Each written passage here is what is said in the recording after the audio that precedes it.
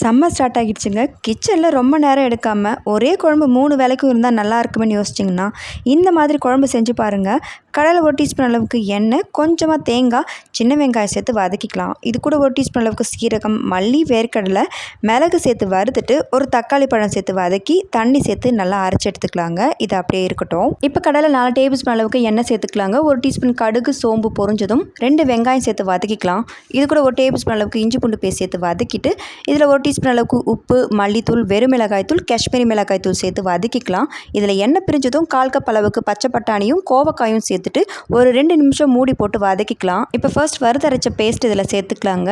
இது வதக்கி எண்ணெய் பிரிஞ்சதும் நான் 1 கிளாஸ் அளவுக்கு தண்ணி சேர்த்துருக்கேன். உங்களுக்கு கிரேவி நிறைய வேணும்னா 2 கிளாஸ் அளவு கூட தண்ணி சேர்த்துக்கலாம். ஒரு 3 நிமிஷம் கொதிச்சதும் கறிவேப்பிலை சேர்த்து ஸ்டவ் ஆஃப் பண்ணிக்கலாம். அவ்வளோதாங்க. இது சாதம் சப்பாத்திக்கு சூப்பராக இருக்கும். செஞ்சு பாருங்கள். டேஸ்ட் பிடிச்சிருந்தா நம்ம சேனலுக்கும் சப்ஸ்கிரைப் பண்ணிவிட்டு மறக்காமல் நம்ம பேஜும் ஃபாலோ பண்ணிக்கோங்க.